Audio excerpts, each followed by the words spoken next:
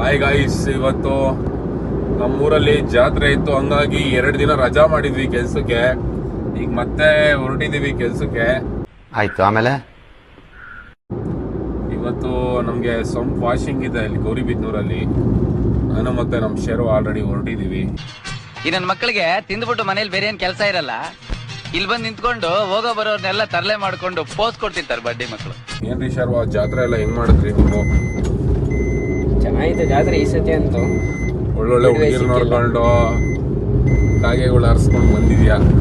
ನೋಡಕ್ಕಾಗ್ದೆ, ನಗಕ್ಕಾಗ್ದೆ, ಅಳಕ್ಕಾಗ್ದೆ, ಬಾಳಕ್ಕಾಗ್ದೆ, ಸಾಯಕ್ಕಾಗ್ದೆ, ಮರಿಯಕ್ಕಾಗ್ದೆ, ನನ್ ಬಾಳ್ಗಷ್ಟು ಬೆಂಕಿ ಹಾಕ.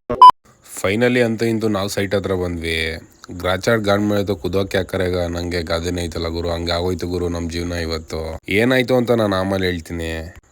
ಇವತ್ತು ಬೆಳಗ್ಗೆ ಅದು ಯಾರ ಮುಖ ನೋಡಿ ಬಂದಿದ್ದ ಗುರು, ಜೀವನ ಅಂತೂ ಫುಲ್ ನರ್ಕನೇ ಆಗ್ಬಿಟ್ಟೈತೆ ನನಗಂತೂ ಇವತ್ತು.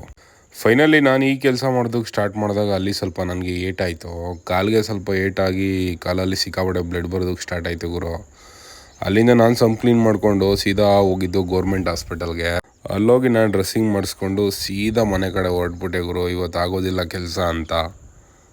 ಹಂಗೆ ನಾವು ಇಲ್ಲಿ ಫಕಿಂಗ್ ಕಾಲೇಟ್ ಮಾಡಿಕೊಂಡು ಮತ್ತೆ ನಾವು ಹುಡುಗನ ಹತ್ರನೇ ಬಂದ್ವಿ.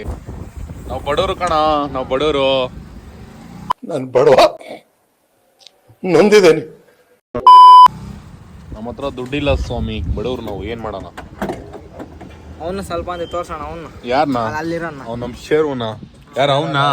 ಸೂಪರ್ ಆಗಿದೆ. ದುಷ್ಟು ಎರಡನೇ ಭಾಗ ವೇಟ್ ಮಾಡ್ಬೇಕು ನಾವು. ಹಾಯ್ ಮೇಡಮ್, ಅದೇ ಖುಷಿಗಾಯ್ತು ಅಲ್ಲಿ. ಆಯ್ತು, ತಡ್ಕಾಡ್ತಾವ್ ನೀನು.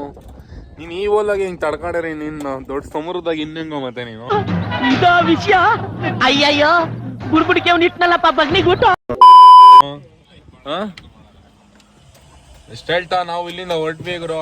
ಇಷ್ಟೇ ಗುರು ಇವತ್ತಿನ ದಿವಸ. ನಮ್ಮ ಶೇವ್ ಆಲ್ರೆಡಿ ಫುಲ್ ಪೀಸ್ ಆಗಿದ್ದ. ಬರೋಣ?